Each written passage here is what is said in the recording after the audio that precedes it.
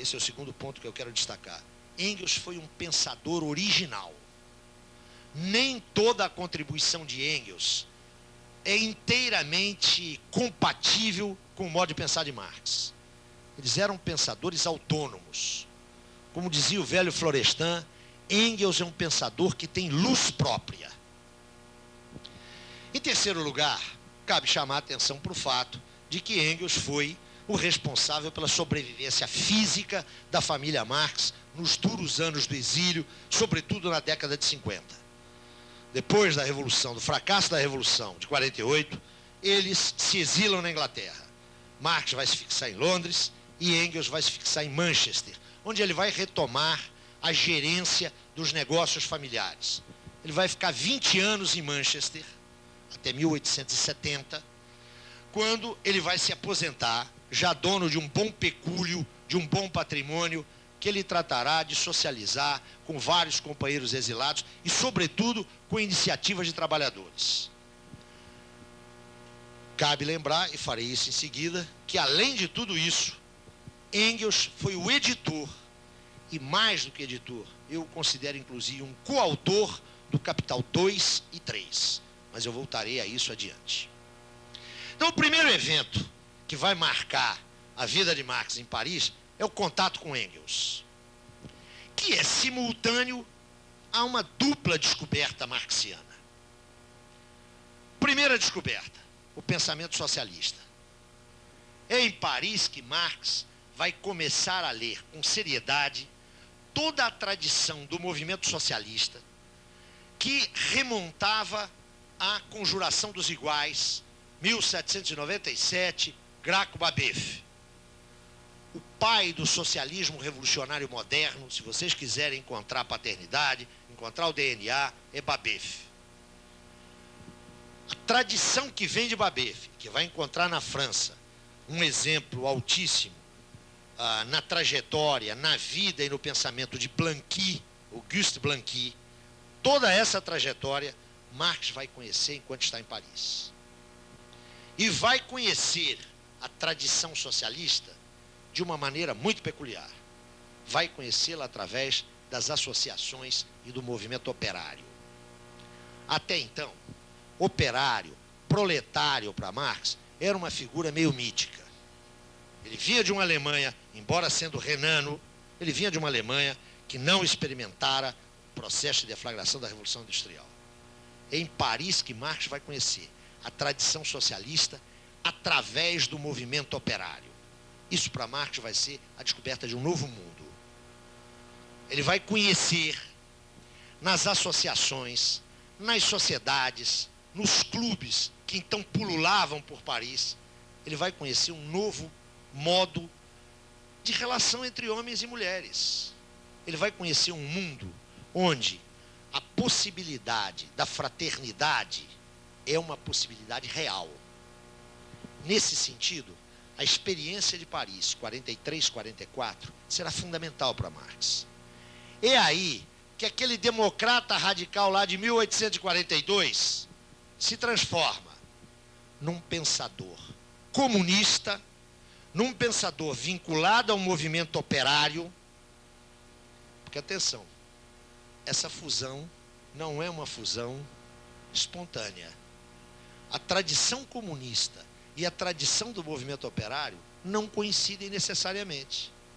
Seria interessante lembrar que uma das figuras mais importantes do socialismo pré-Marx, o inglês Robert Owen, pensava a constituição de uma sociedade igualitária sem referência ao sujeito proletário. O movimento socialista não coincide, aliás, basta olhar o mundo de hoje, não é? Basta olhar o século XX. Não coincide necessariamente com o movimento operário. As fronteiras do movimento operário são muito mais amplas que as fronteiras do movimento socialista. Marx não inventou nenhum nem outro. Mas é a obra de Marx que vai fazer, do ponto de vista teórico, a primeira confluência entre essas duas grandes tradições. O Marx, que está em Paris em 44, é diferente daquele que defendeu a sua dissertação de filosofia lá em 41. É diferente do jornalista democrata de 42. Trata-se agora de um homem que escolhe uma perspectiva política e, ao mesmo tempo, vincula essa perspectiva política com um problema teórico: o problema de compreender a sociedade civil. Só que agora, diferente de 43, agora ele tem uma chave heurística, que é a economia política. De 44 a 47, Marx não vai encontrar uma solução adequada para o problema que se põe. Em 1845, ele é expulso de Paris. Enquanto está em Paris, ele está colaborando com jornais de exilados alemães. O governo prussiano pressiona o governo francês e Marx é obrigado a abandonar a França em janeiro, fevereiro de 1845. Vai se dirigir para Bruxelas. Aí sim, nós temos um processo de exílio. Antes foi um autoexílio. Agora o governo francês o expulsa do seu território. Lá em Bruxelas, Marx vai continuar a sua vinculação com o movimento operário e vai fazer os primeiros contatos com uma associação clandestina, secreta, de exilados alemães, a chamada Liga dos Justos, que na verdade surgira em 1839 com um outro nome, com o nome de Liga dos Proscritos. Vejam que coisa interessante essa evolução de designação, né? Originariamente, os membros dessa associação clandestina se viam como proscritos. A partir de 1843, eles se veem como justos. Marx vai ter contato com eles, mas não vai topar qualquer associação maior. Até que, em 1846, na passagem de 46 para 47, essa associação vive uma crise bastante grave de cisão interna e seus dirigentes resolvem procurar Marx, que já estava se notabilizando pelo trabalho que realizava junto aos círculos operários, exilados ou não, em Bruxelas. E o procuram dispondo-se a reformular as características da Liga com a ajuda de Marx. Marx aceita a interlocução, traz Engels para a discussão e resulta dessa aproximação a convocação de um congresso dessa Liga, que vai ser retomado no ano seguinte, em 1847, entre novembro e dezembro, em Londres, onde Marx, Engels e seus companheiros mais próximos persuadem, conquistam, ganham a direção da Liga para uma mudança profunda de orientação. A Liga vai mudar de nome, vai passar a se chamar Liga dos Comunistas. Vejam a evolução: proscritos, justos, comunistas. E pretende apresentar ao movimento operário e ao mundo político a sua plataforma, o seu programa. Marx e Engels encarregam-se da redação desse programa, que é concluído em princípios de fevereiro de 1848 e é publicado, provavelmente, sai da tipografia, provavelmente, no dia 23 ou 24 de fevereiro de 1848. Esse programa vocês conhecem. É o Manifesto do Partido Comunista, que a partir da sua 5ª edição passou a ter o seu título abreviado apenas para Manifesto Comunista, e que quando sai, em fevereiro de 48, não tem autógrafo, não tem assinatura. Era um documento em nome de um partido político.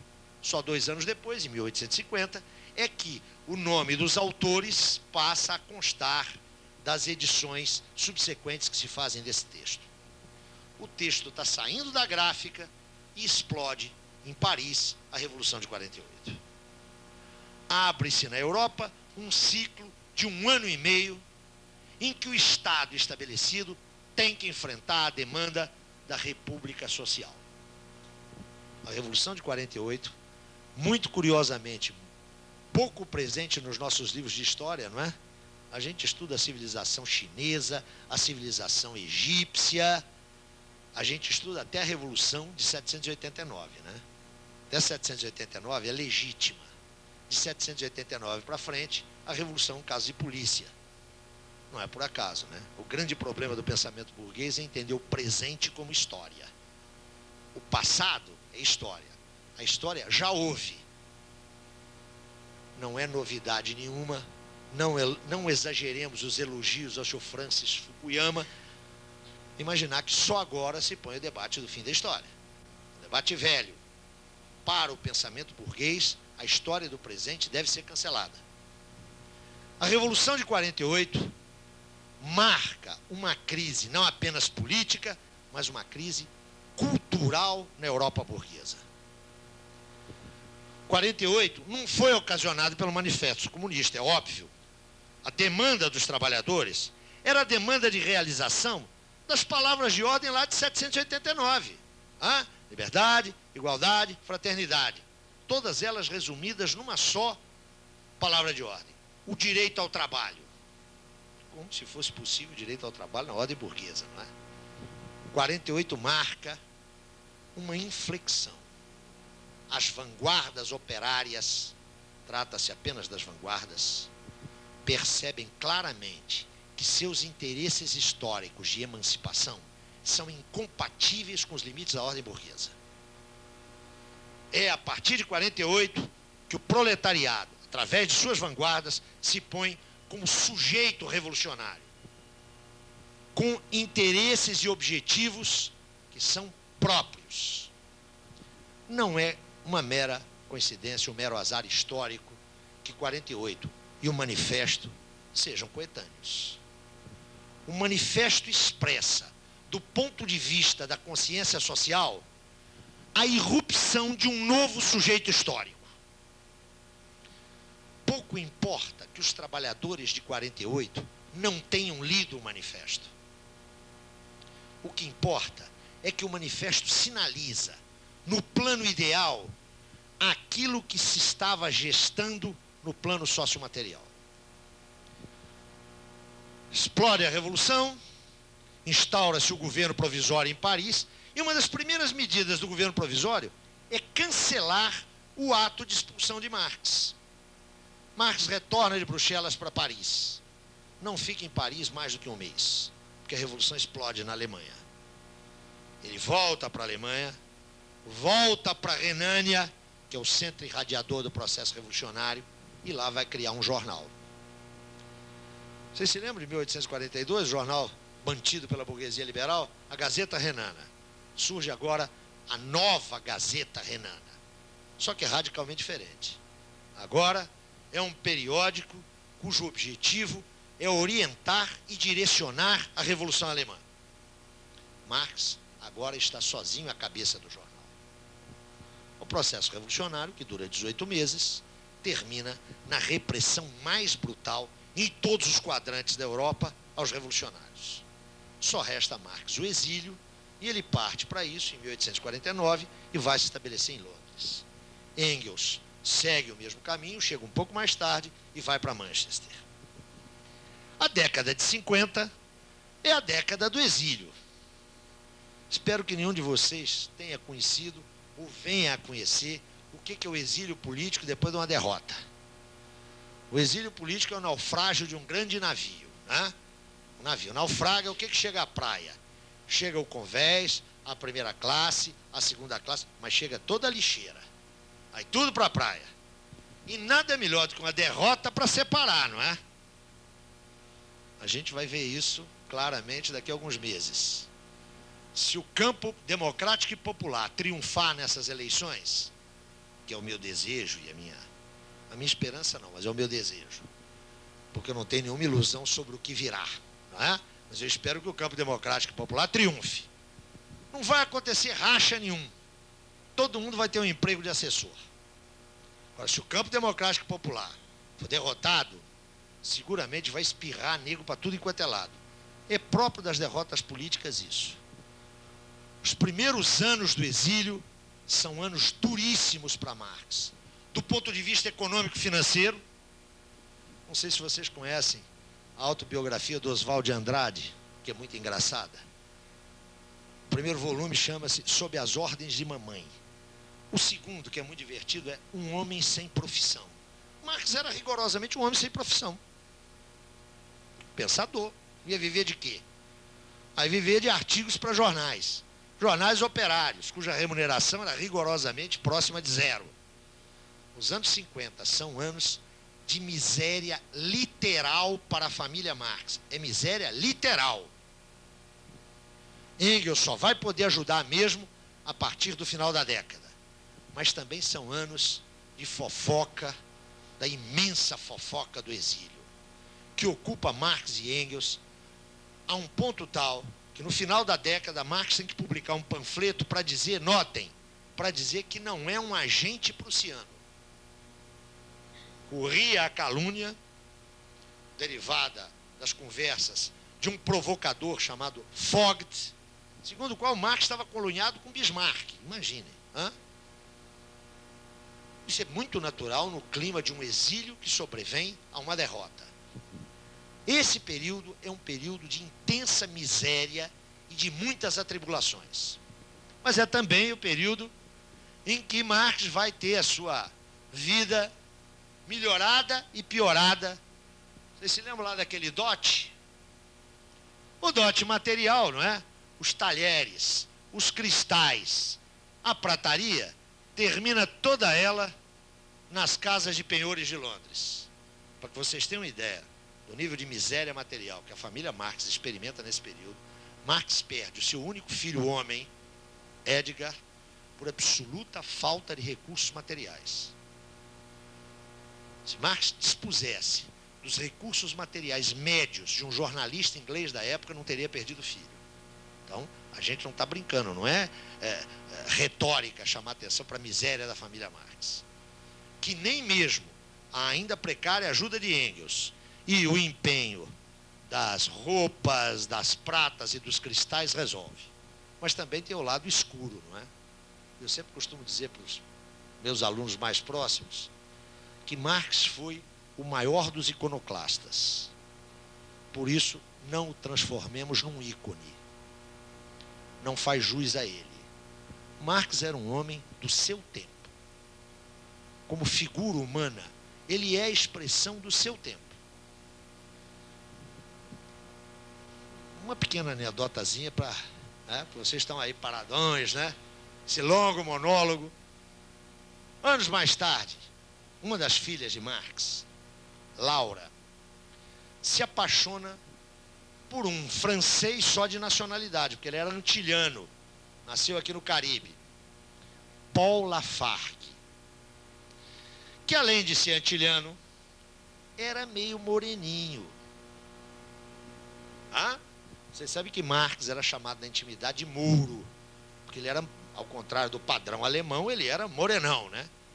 Mas o Lafargue era mais moreninho um pouquinho, quase fruto daquelas visitas da Casa Grande à Senzala. Esse rapaz estudava medicina em Paris, ligou-se ao movimento socialista, foi expulso da universidade e foi para a Inglaterra. Se aproximou da família Marx e começou a paquerar a Laura, que vai passar uma temporada, vai fazer uma temporada de praia. E o Lafargue vai atrás.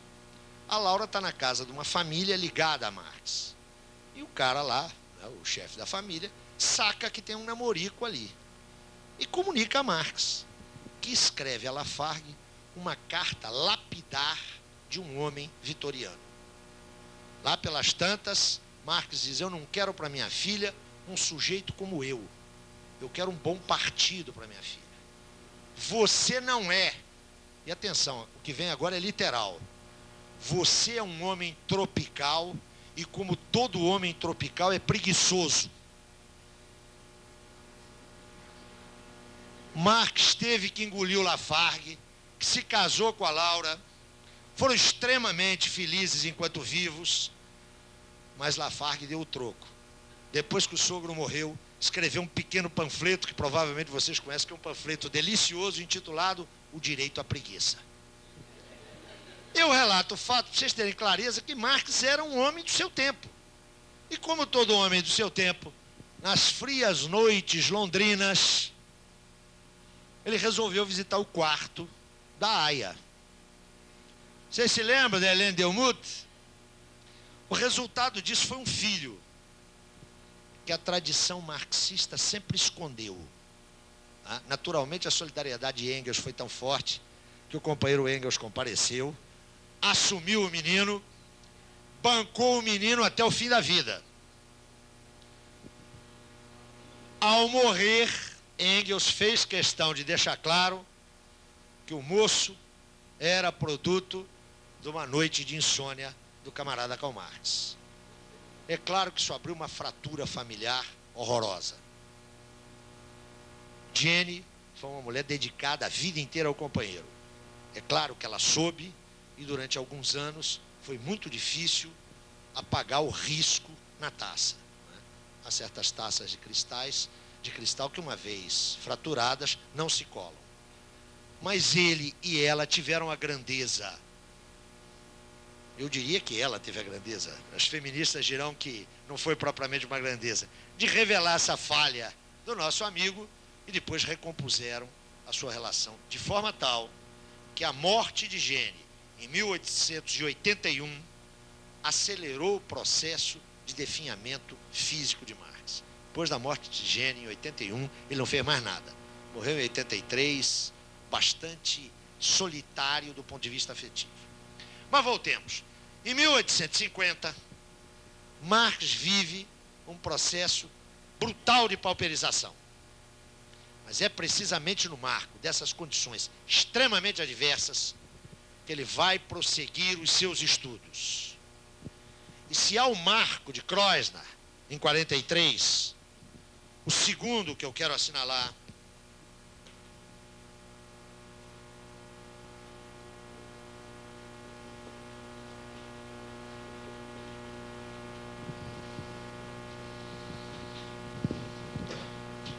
e a que voltaremos provavelmente na quarta-feira, que são os manuscritos de 1857 e 58. Se 43, no confronto com Hegel, Marx percebe com nitidez qual é o fulcro da sua análise, mas não dispõe de instrumentos para realizá-la, é em 1857 e 58, nos manuscritos sobre os quais ainda falaremos hoje, que Marx vai calibrar a sua ótica teórico-metodológica. Esses anos todos, de 43 a 58, quase 15 anos, foram anos de intensa participação política e de exaustivos estudos, exaustivas investigações. É ao fim desse percurso, lá em 1857 e 58, que Marx estará qualificado para desvendar o problema originário que o persegue desde 43. É a partir de 57 e 58 que ele vai encontrar o patamar teórico-metodológico que lhe permitirá decifrar a sociedade civil da ordem burguesa. Aqui, ó, em 57 e 58, está o plano de elaboração do Capital. Marx vai trabalhar os anos seguintes intensivamente até conseguir editar, em 1867, o Capital I, o único, aliás, que ele publica. A década de 60 já vai encontrar um Marx com uma vida mais estabilizada. Engels pode contribuir para o orçamento da família Marx. Eu comecei brincando aqui dizendo que na universidade a gente faz um projeto, manda para o CNPq, e sempre insisti, Marx não estava na universidade, não teve apoio do CNPq, e alguns anos atrás, quando eu falava sobre isso num curso que eu tinha em São Paulo, no fundo da turma, no fundo da sala, uma vozinha irônica disse, ele não teve o CNPq, mas ele teve a Fundação Engels. É verdade. Nos anos 60, opera a Fundação Engels, a vida de Marx se torna mais tranquila e ele continua pesquisando exaustivamente e produzindo ao longo de toda a década de 60 e vai fazê-lo até 1875. Esse Marx, aquele que cria, juntamente com outras direções proletárias e socialistas, em 1864, a Associação Internacional dos Trabalhadores, esse Marx é o Marx no auge, no apogeu da sua capacidade, da sua plenitude intelectual.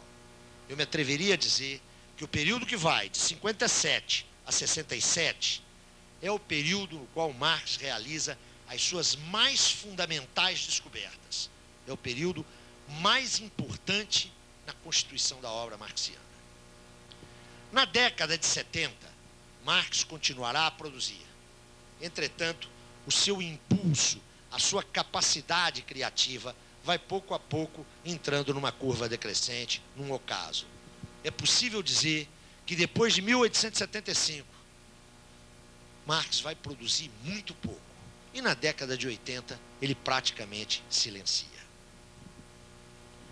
O que me interessa sinalizar de todo esse percurso?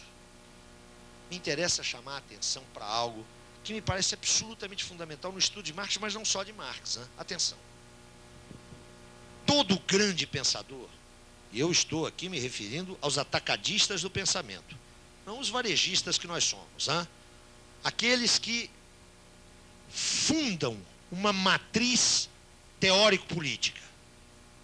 Em todos esses homens, nós vamos encontrar dois traços que são comuns. O primeiro traço, uma problemática que os acompanha ao longo da vida.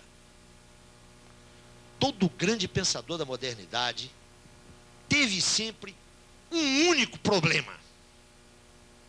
É claro que a magnitude e a relevância desse problema, em larga medida, determinam a magnitude e a relevância do pensamento produzido. Marx teve um objeto ao longo de sua vida. Nós vamos tratar dele em seguida, hein? Marx tematizou exaustivamente a partir de 1843. Eu chamo atenção para isso, porque a vida acadêmica, e eu suponho que a maioria dos companheiros é acadêmico, sobretudo quando se padece o processo de americanalização da universidade, é muito pouco propício a isso, né? Você tem que inventar um projeto a cada 2 anos, agora me parece que a cada 3 anos, né? Então você caça objetos, né? Então, aquele pesquisador que tem no seu elenco desde o problema agroindustrial até a questão das ONGs, passando pelas políticas sociais, ou seja, é um caleidoscópio onde todo mundo produz de tudo e não se produz nada, efetivamente. Não é? Todo grande pensador tem um problema. Todo grande pensador tem uma esfinge. Oi?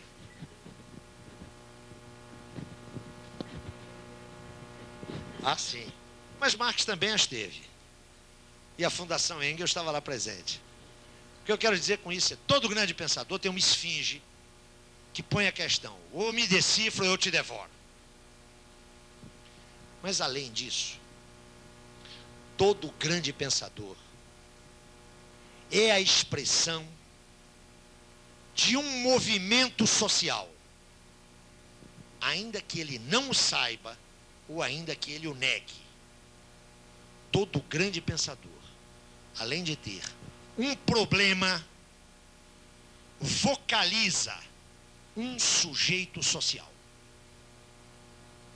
Isso me permite passar imediatamente ao problema de Marx, porque o sujeito social já está reconhecido.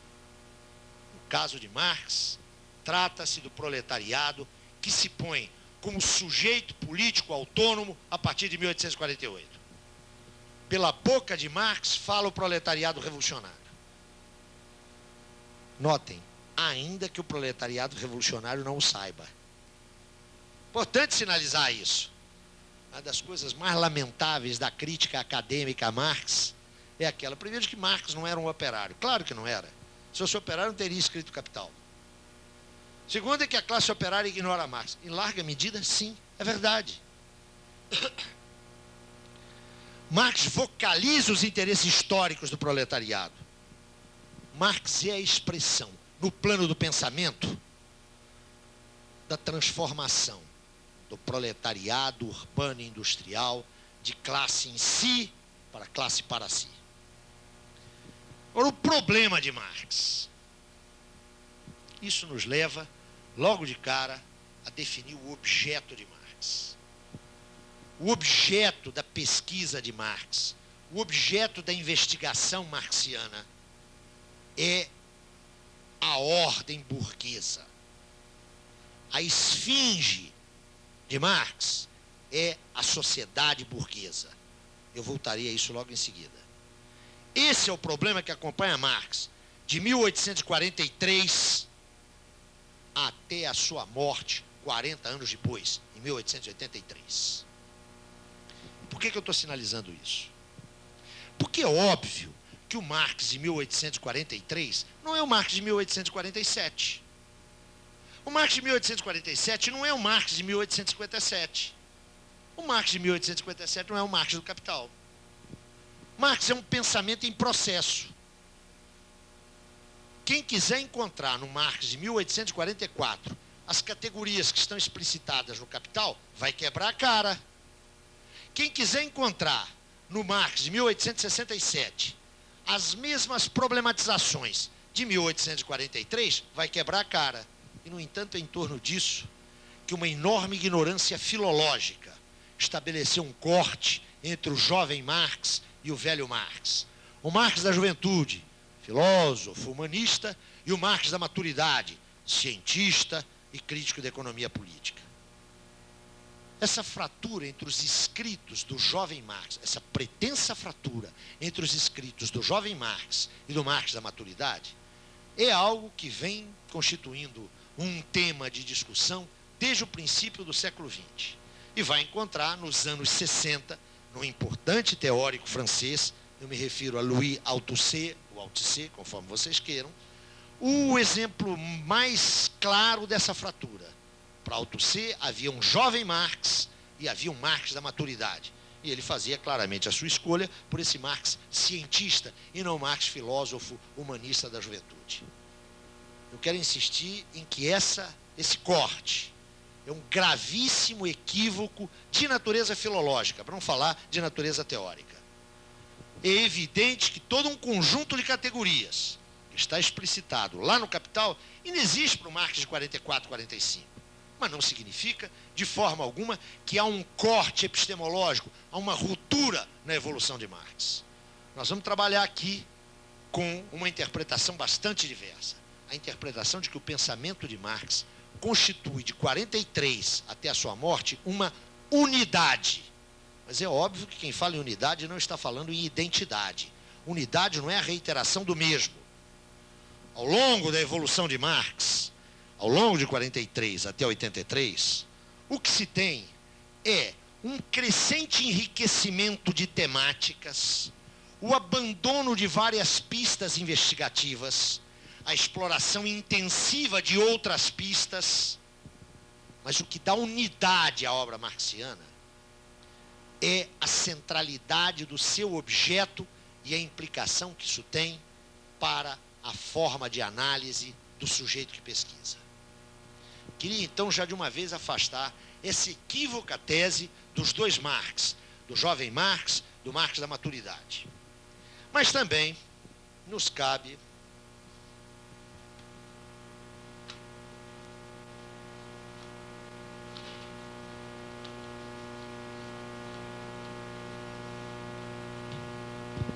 pontuar que essa discussão, e não só esta, como vocês verão, várias outras discussões, estão muito hipotecadas à infelicíssima fortuna editorial de Marx, a infeliz sorte editorial de Marx. Eu vou chamar a atenção de vocês para algumas coisas que parecem óbvias, parecem muito banais, mas que, se a gente não atenta para elas, a gente não vai levar em conta a dificuldade do trabalho sobre a obra de Marx. Olhem para cá.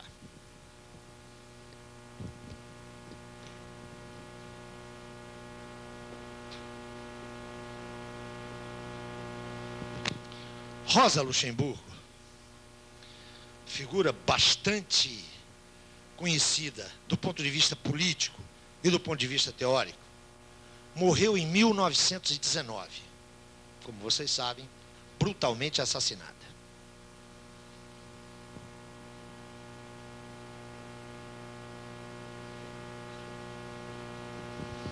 Lenin morreu em 1924.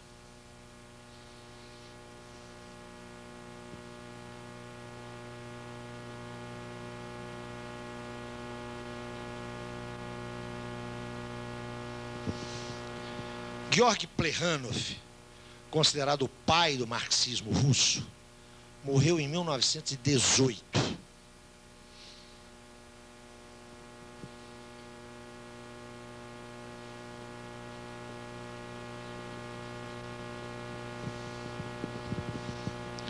Gramsci morreu em 1937. Mas atenção,